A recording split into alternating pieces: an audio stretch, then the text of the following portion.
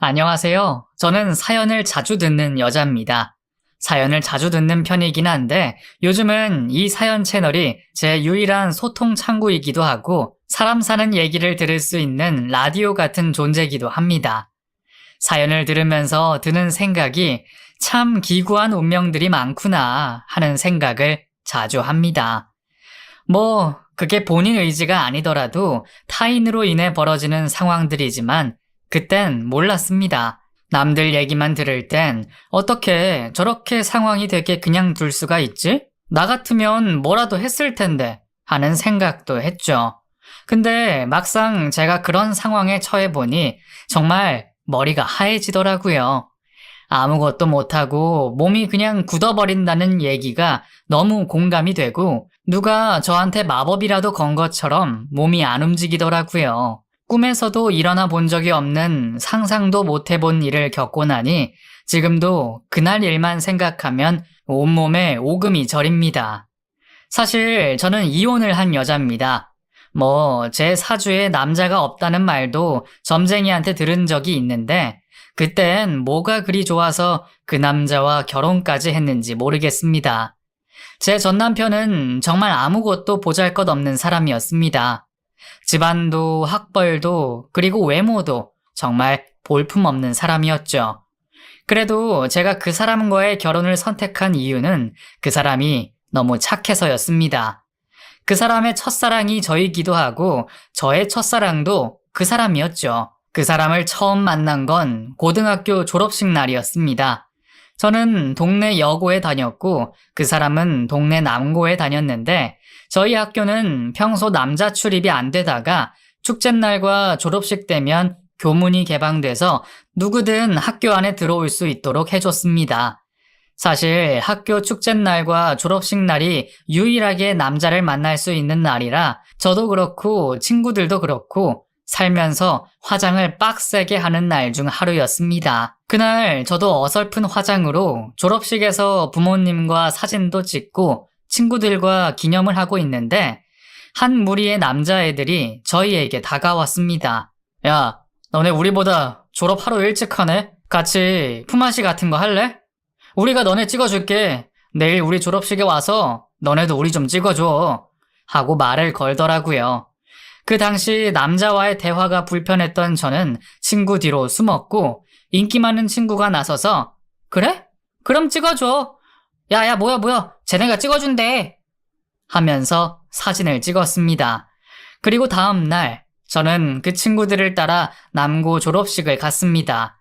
저희가 교문 앞에 도착하자마자 시커먼 남자애들이 전부 저희를 쳐다봤습니다. 그리고 저희 둘을 보고 나서 신나게 손을 흔드는 애들이 있었죠. 야, 여기야, 여기! 우리 여기 있어! 하며 어제 저희 사진을 찍어준 친구들이었습니다. 저랑 친구는 둘이 달려가서 그 친구들 사진을 몇 장 찍어줬고 같이 사진을 찍기도 했습니다. 그렇게 졸업식이 끝나고 나서 그 남자 무리들이 야, 우리 오늘 술 마실래? 아는 형이 호프집 하는데 거기서 모이기로 했어. 하고 저희 둘을 부르더군요. 솔직히 아직 20살도 안 됐고 술 마시면 안 되는 거 알지만 친구가 저를 끌고 가서 그 자리를 따라가게 됐고 거기서 처음으로 맥주 한 모금을 마셨습니다. 그런데 제가 술이 안 받는 체질인 건지 아니면 긴장해서 그런 건지 한 잔만 마셔도 얼굴이 엄청 시뻘개지고 너무 덥더라고요. 그때 제 맞은편에 있던 남자가 너 괜찮아? 술 마시면 안 되는 거 아니야? 하고 제 걱정을 먼저 해줬습니다. 키도 작고 약간 통통한 데다가 안경 쓰고 얼굴에는 여드름이 가득하던 그놈. 솔직히 말해서 처음에는 이성적 호감이라고는 하나도 없었습니다. 됐어. 나 신경 쓰지 마. 내가 알아서 할게. 하고 저는 친구들과 건배를 했고 그렇게 새벽 2시까지 술을 마셨죠. 그리고는 집에 가려는데 그 남자가 제 손을 확 잡더니 야, 너 이렇게 취해서 어떻게 가려고 그래? 내가 데려다 줄게.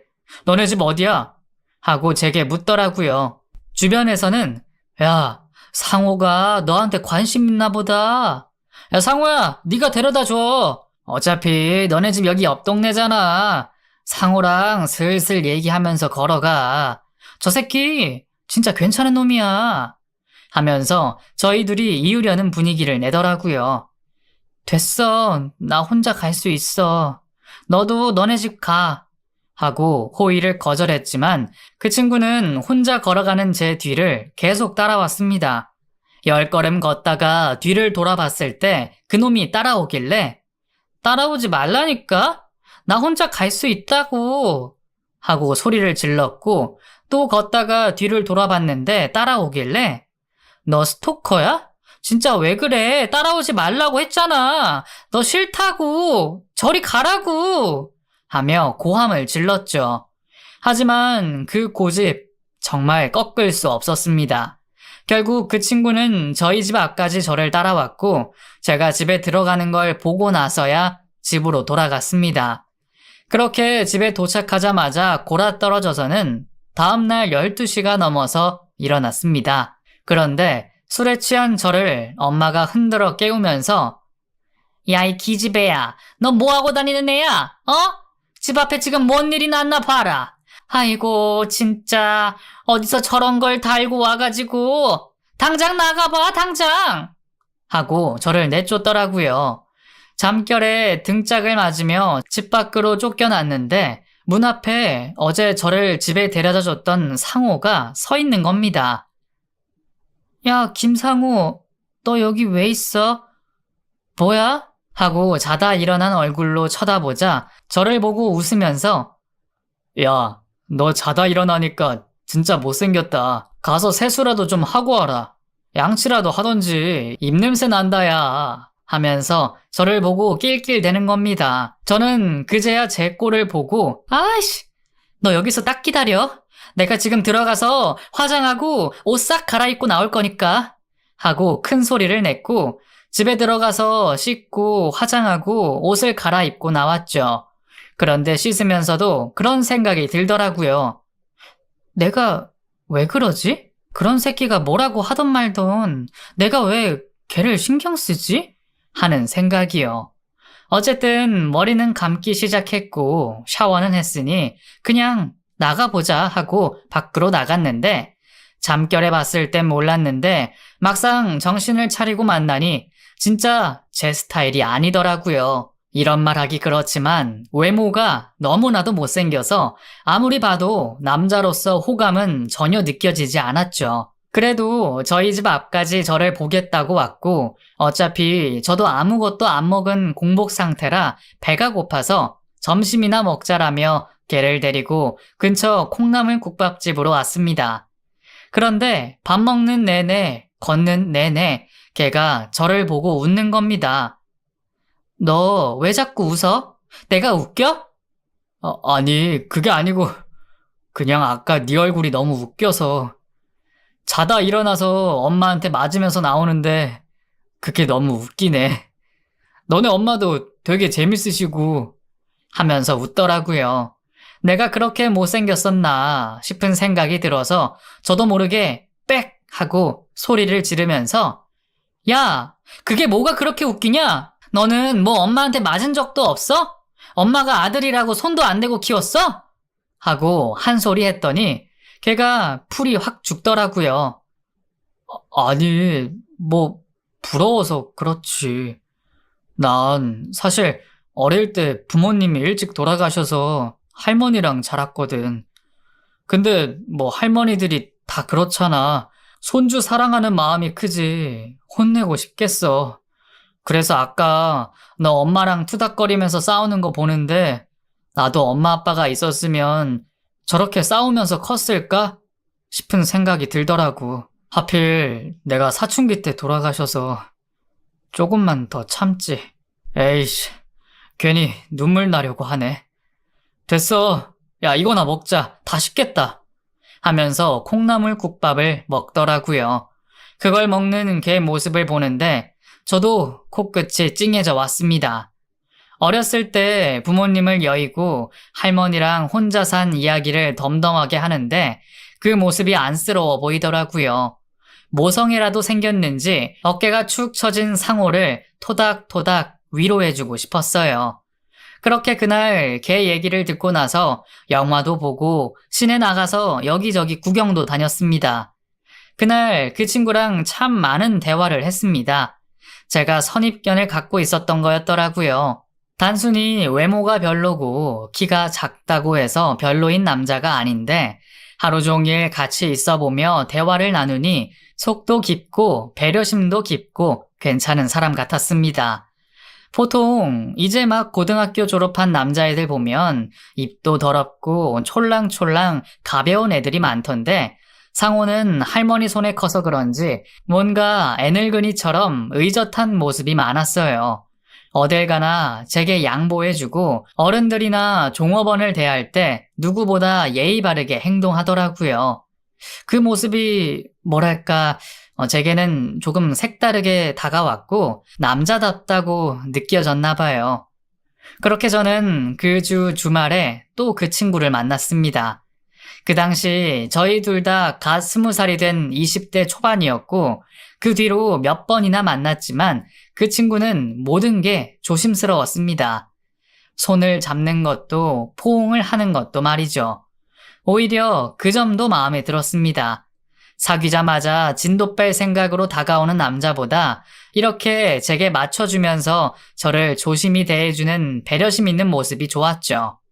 당연히 그 후로 그 친구와 저는 연인이 됐고 꽤 오랜 시간 연애를 했습니다. 거의 8년 정도 만났던 것 같습니다. 그 친구는 대학을 갔고 저는 사무직으로 취직을 했습니다. 제가 먼저 돈을 벌어 데이트 비용을 내면서도 그게 아깝다는 생각이 들지 않았습니다. 남자친구는 항상 제게 미안해했고 고마워했죠. 군대도 기다려주고 졸업할 때까지 뒷바라지도 해줬습니다. 그 후로 남자친구도 취직을 했고 저희 둘 다 28이 되면서 결혼을 하기로 했습니다. 그 당시 연락을 하고 만나는 친구들 중에는 고등학교 졸업식에 함께했던 친구들도 있었습니다. 저희들이 결혼한다는 얘기를 듣고 누구보다 축하해줬고 모두 성인이 되어 그날의 추억들을 회상하며 하루하루 즐거운 마음으로 결혼을 준비했죠. 이런 게 평범하게 사는 삶이라 생각했습니다. 그냥 남들처럼 아이가 생기기 전까지는 일을 하고 아이가 생기면 저는 회사를 관두고 전업주부가 되는 그런 삶. 하지만 남들처럼 사는 그런 삶이 쉽지 않더라고요. 어른들이 하는 말 중에 하나가 남들처럼 평범하게 사는 게 쉬운 게 아니라고 얘기했던 기억이 나는데 그 말이 딱이었습니다. 처음 1년은 정말 행복했습니다. 신혼부부이기도 했고 연애가 길었지만 결혼과는 또 달랐거든요. 게다가 주변에 결혼한 친구들 보면 시집살이로 다들 마음고생이 심한 것 같은데 저는 시부모님이 안 계시다 보니 그런 걸로 다투거나 신경 쓸 일이 하나도 없었죠. 그래서 주변에서는 저를 되게 부러워했어요. 야, 나도 정말 내 남편하고만 살았으면 좋겠다. 내가 남편이랑 결혼했는지 아니면 시어머니랑 결혼했는지 모를 정도로 왜 그렇게 우리 부부에게 간섭을 하는지 모르겠어. 남편 새끼는 결혼 전에는 별도 닫아줄 것처럼 굴더니 이제는 다 잡은 물고기라고 나를 생각하는지 거들떠 보지도 않아. 시댁에만 가면 소파에 껌딱지처럼 붙어서 아무것도 안 하고 빈둥빈둥 대는데 하루 종일 설거지하고 시어머니 시중 드는 나를 쳐다도 안 본다니까? 진짜 이참에 확 이혼할까봐. 진정해. 너 애 낳고 나면 좀 나아지겠지. 그래, 네 말이 맞다. 그나마 내가 임신하니까 조금 시집살이가 줄긴 하더라. 그나저나 너는 진짜 복 받았다. 네 남편한테는 미안한 얘기지만 시부모님 없이 남편이랑 둘이서만 사는 네가 난 제일 부럽다. 하지만 1년이 지나면서 주변에서 아이 얘기가 조금씩 나오기 시작했습니다. 특히 친정에서는 너네는 좋은 소식 없어? 왜 이렇게 엄마를 기다리게 하는 거야? 알아서 척척 손주 안겨주면 좀 좋아? 친구들 모임에 나가면 다들 손주 자랑하느라 바쁜데 나만 입 꾹 다물고 있기가 얼마나 민망한데. 얼른 애 가져. 여기서 더 늙으면 나중에 너만 고생한다. 그러니까 괜히 미루지 말고 얼른 나아. 하고 저를 재촉했습니다. 하지만 아이라는 게 그렇게 제 맘처럼 생기지 않더라고요. 평소 저희 부부는 감기 한번 안 걸릴 정도로 건강한 편이라 마음만 먹으면 쉽게 생길 줄 알았어요. 하지만 이건 제 착각이었죠. 남편과 피임을 안 한 지는 3개월 정도 됐지만 여전히 소식이 없었고 남편은 제게 이상하다. 왜 아이가 안 생기지? 원래 피임 안 하면 짠 하고 생기는 거 아니야? 하고 농담처럼 말하긴 했지만 그저 웃을 뿐 속 타는 제 마음을 하나도 이해해주지 못하는 것 같았습니다. 그렇게 저희 부부가 피임을 안 한 지 6개월쯤 지났을 무렵 제가 먼저 남편에게 조심스럽게 제안했습니다. 여보, 우리 병원 가볼까? 그냥 가벼운 마음으로 사전검사 이런 거 해보는 것도 나쁘지 않을 것 같아서 하고 제안을 했더니 남편이 기겁을 하더라고요. 그런 걸 왜 해? 하려면 당신 혼자 해. 난 안 해. 그거 검사하면 뭐가 좋은 건데. 난 남자고 산부인과 가서 그런 검사 받는 것도 좀 쪽팔려. 무슨 갑자기 검사야 검사는. 하면서 사람이 확 돌변하는 겁니다. 남편이 너무 거부 반응을 보이니 어쩔 수 없이 저 혼자 병원을 찾았고 선생님께서는 제게 원래 원인 불명의 난임도 많아요. 기능상으로도 전부 다 정상인데 아이를 갖는다는 게 쉬운 일은 아니죠. 하고 저를 위로해 주셨습니다. 그리고 덧붙이는 말은 정확한 원인이 알고 싶다면 남편분도 꼭 같이 데리고 오세요. 그래야 이유를 알고 치료를 할 수 있는 거니까요. 여성 난임도 많지만 남성 난임도 심상치 않게 보이거든요. 하고 말씀하셨죠. 이 말을 그대로 남편에게 전했더니 말도 안 되는 얘기라며 펄쩍 뛰더라고요. 세상에 그런 게 어딨냐며 자기는 건강하고 아픈 데가 없는데 왜 검사를 받아야 하냐며 난리를 치는데 도저히 설득할 자신이 없었습니다. 결국 그렇게 실랑이를 한 게 3개월. 싫다는 남편 손을 잡고 병원을 방문했고 남편 역시 이상이 없다는 걸 알게 됐습니다.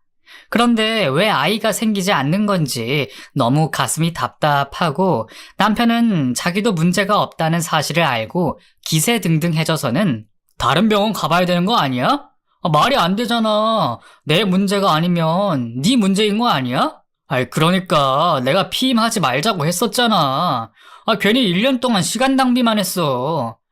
그냥 하지 말고 바로 애 생기게 노력 좀 할걸. 하면서 대놓고 제 탓으로 돌리더라고요. 사실 남편은 부모 없이 할머니 밑에서 형제도 부모도 없이 혼자 자랐기 때문에 아이를 엄청 갖고 싶어 했었습니다. 그래서 결혼 전에 무조건 애 셋은 낳아야 한다면서 제게 부담을 줄 정도였죠. 하지만 결혼하고 나서 바로 임신 계획을 세우지는 않았어요. 그 당시 저도 일을 하고 있었고 비상금까지는 아니지만 제 돈을 좀 갖고 있어야 한다는 생각으로 일을 그만두지 않고 있었죠. 지금은 육아휴직이며 출산휴가며 복지가 잘 되어 있지만 우리 때는 그런 건 딴 나라 이야기였거든요.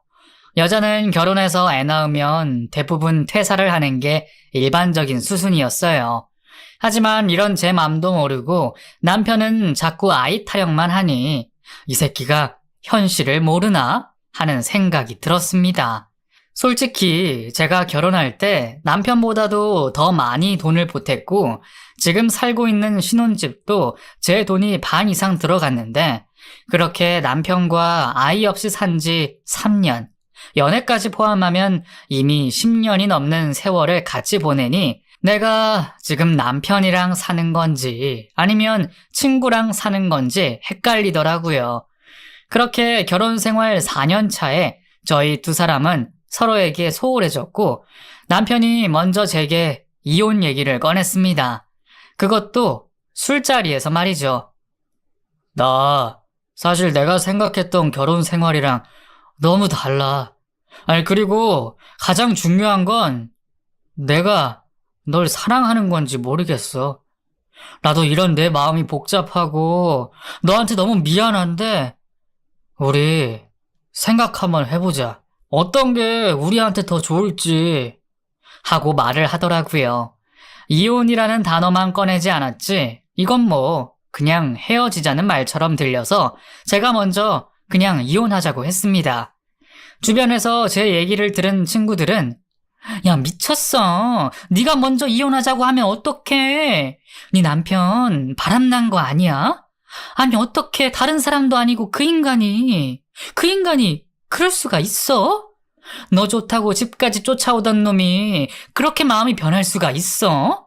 야, 진짜 미친 거 아니니? 아, 너무 열받아. 하면서 저 대신 화를 내줬죠. 저도 왜 그랬는지 모르겠지만 그땐 솔직히 화도 안 나고 아무 감흥도 없더라고요. 왜 기분이 아무렇지 않았는지 모르겠습니다. 이혼을 하기까지 힘들지도 않고 눈물도 안 나고 정말 머리가 멍하고 그냥 원만하게 합의 이혼을 했고 받은 돈 한 푼도 없지만 그게 서럽다거나 슬프지도 않았습니다. 하지만 그날 이후로 전 뭐랄까 사람 같지 않게 살았습니다. 재밌는 것도 슬픈 것도 설렘도 화남도 아무 감정도 느끼지 못했습니다. 왜 내가 이렇게 된 걸까? 너무 신기하고 이상했죠. 영화관에 가서 슬픈 영화를 봐도 남들 다 우는데 저는 눈물 한 방울 나지 않았고 엄마랑 통화를 해도 항상 엄마는 제게 하는 말이 넌 왜 이렇게 애가 무뚝뚝해졌어? 무슨 일 있어? 하고 물을 정도였으니까요. 회사에서도 마찬가지였습니다. 업무에는 전혀 지장이 없었지만 사회생활이라는 게 일만 해서 되는 게 아니었는데 항상 사람들이 제게 묻는 말이 오늘 무슨 일이 있어요? 아니 왜 이렇게 기분이 안 좋아? 일이 잘 안 풀려? 하고 묻는 거였죠. 왜 자꾸 사람들이 제게 그런 말을 묻는지 의아했습니다. 난 아무렇지 않은데 뭐가 이상한가? 싶기도 했고 친구들 몇몇은 제게 말수가 너무 줄었다며 걱정하더라고요. 그렇게 1년 정도를 무감정으로 살다가 엄마가 제게 먼저 권유를 한 곳이 정신과였습니다. 사실 부모 입장에서 자식에게 정신과를 다니라고 하는 경우 정말 흔치 않습니다. 대부분 병을 확인받아도 아니라고 절대 그럴 리가 없다고 거절하는데 엄마는 제 눈치를 보며 내가 걱정이 돼서 그래. 병이면 고치면 되는 거니까 겁먹지 말고 상담만이라도 받아보자 하면서 저를 병원에 끌고 갔죠. 솔직히 그땐 엄마가 저를 정신병동에 쳐 집어넣을 생각인가 하는 의심까지 들었습니다. 이유는 모르겠지만 그냥 그런 부정적인 생각이 들었죠. 제가 엄마를 따라 정신과에 간 것도 제가 멀쩡하다는 걸 증명하고 싶어서였는데 상담을 해보니 그게 아니더라고요.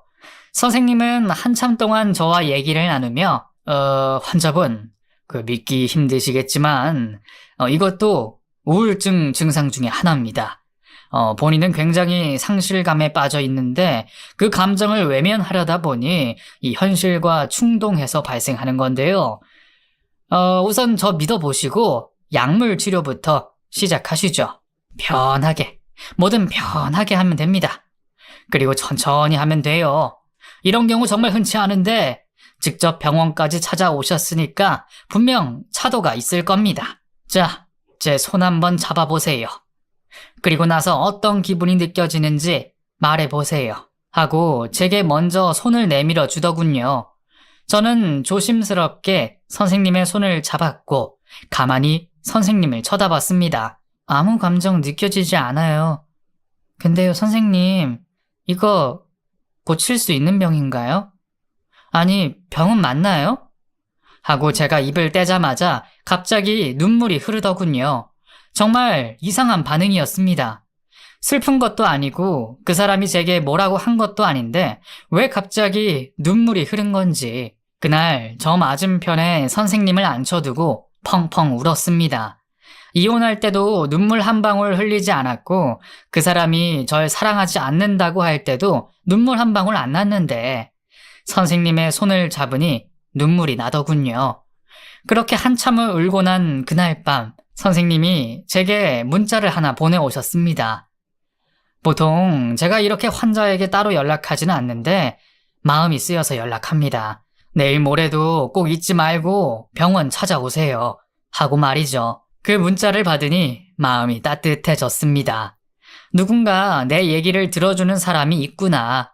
나의 힘듦을 공감해주는 사람이 있구나 하는 생각에 빨리 병원에 가고 싶어졌죠. 그리고 이틀 뒤, 또 이틀 뒤, 저는 계속 병원을 찾았습니다. 그럴 때마다 선생님은 전 남편에 대한 제 얘기를 들어주셨고 제가 속상한 일이 있으면 위로해 주셨습니다.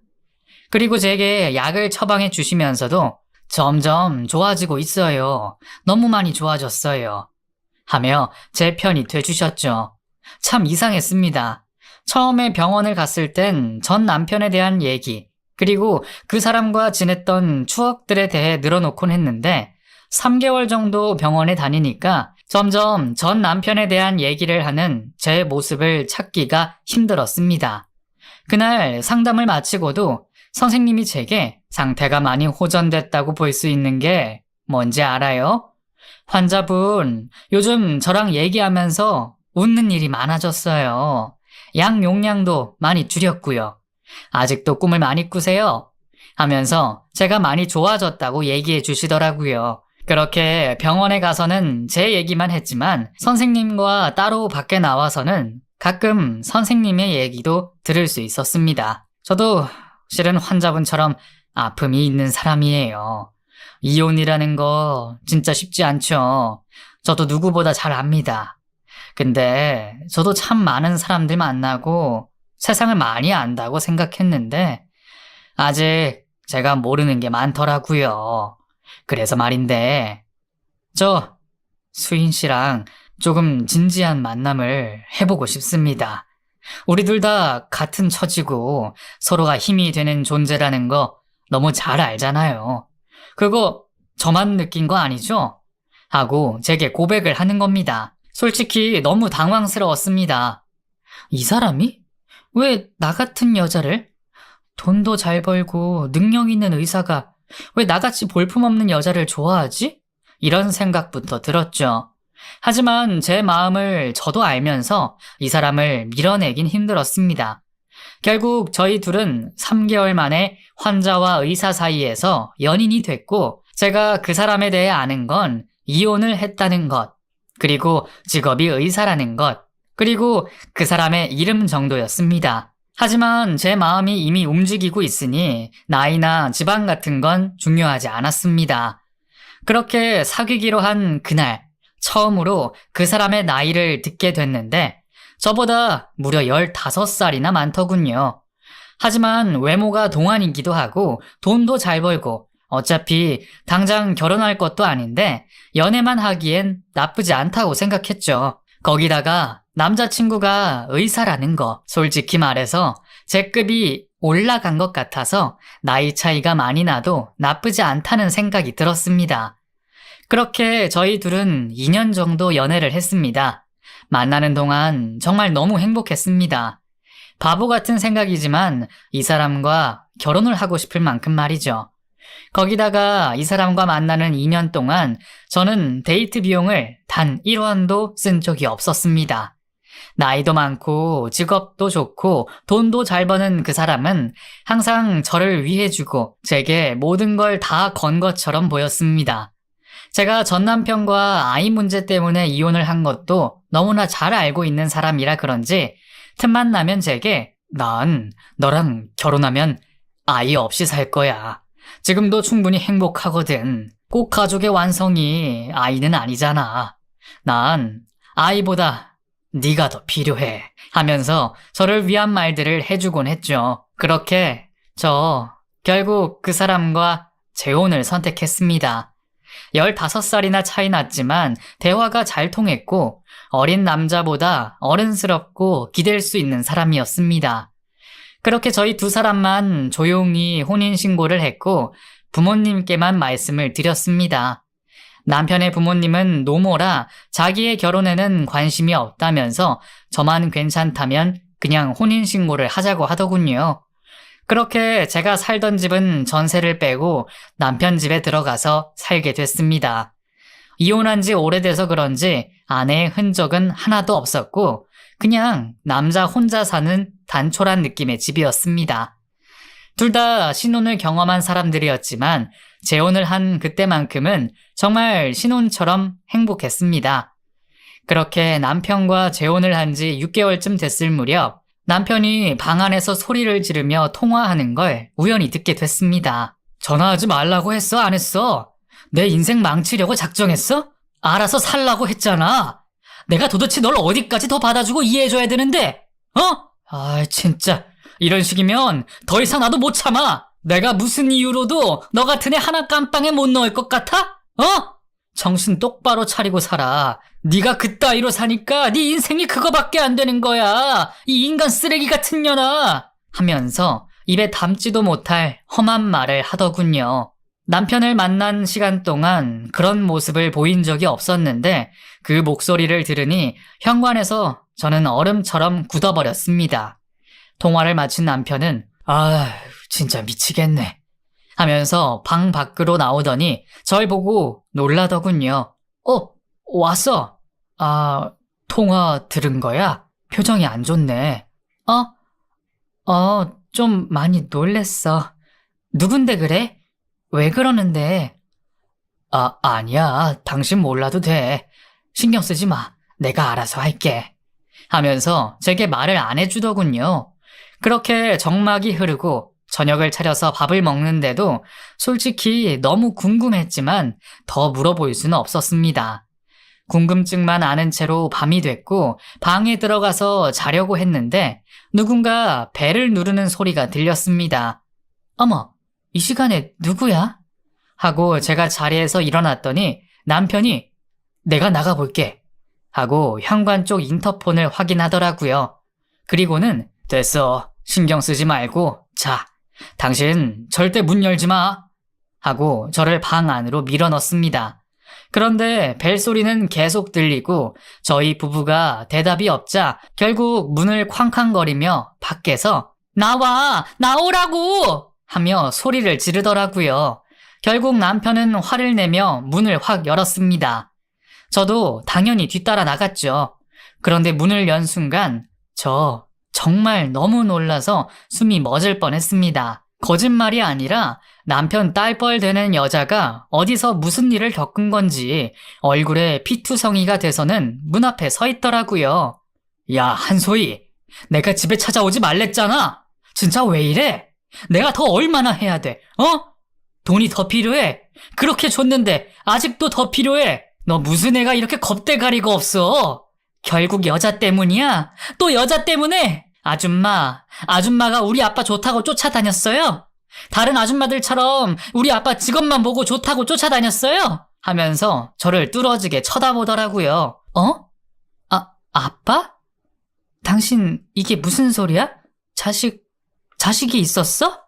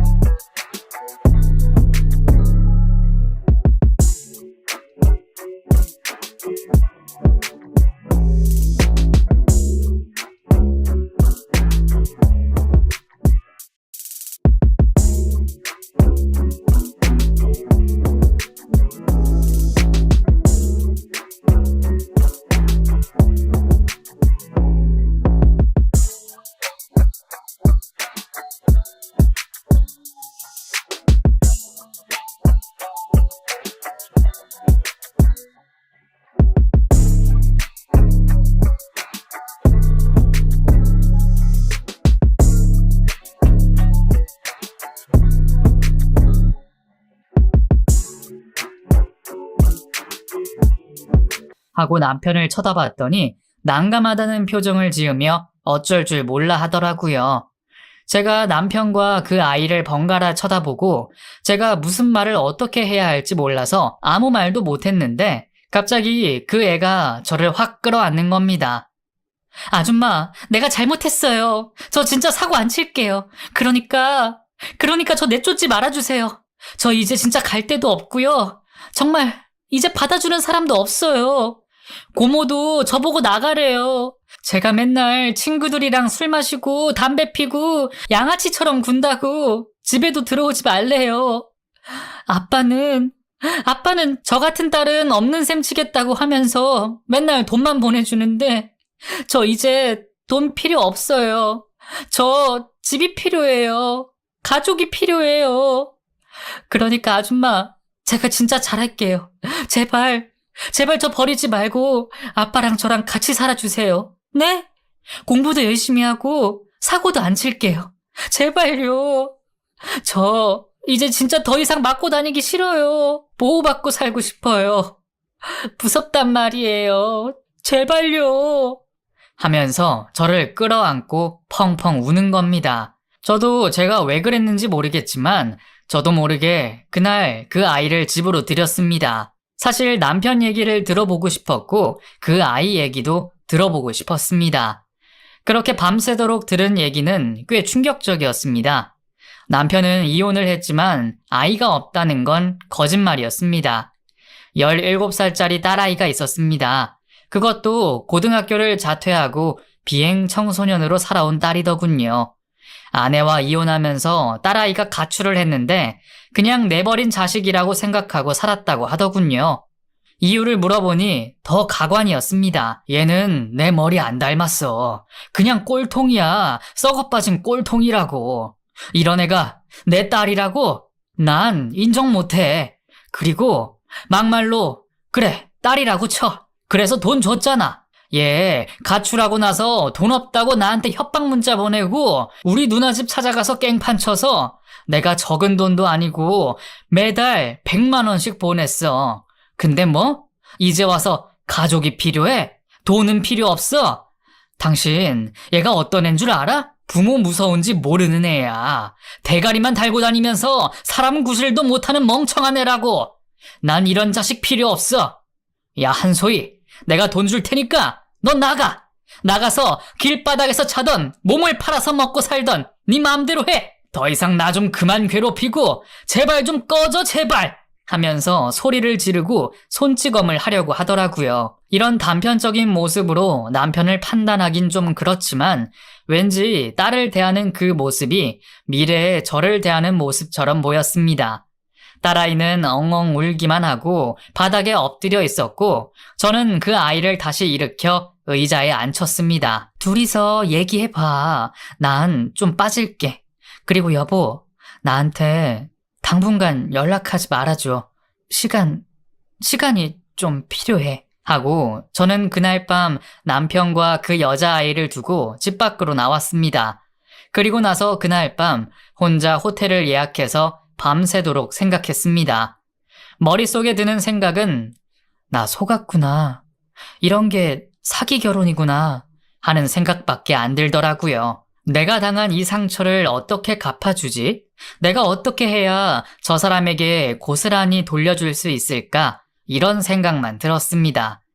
우선 지금 제가 할 수 있는 건 그 사람과 헤어지는 것이 가장 첫 번째 방법이고 두 번째는 이 사람이 어떤 사람인지 실상을 까발려야 하는 것 같다는 생각이 들었습니다.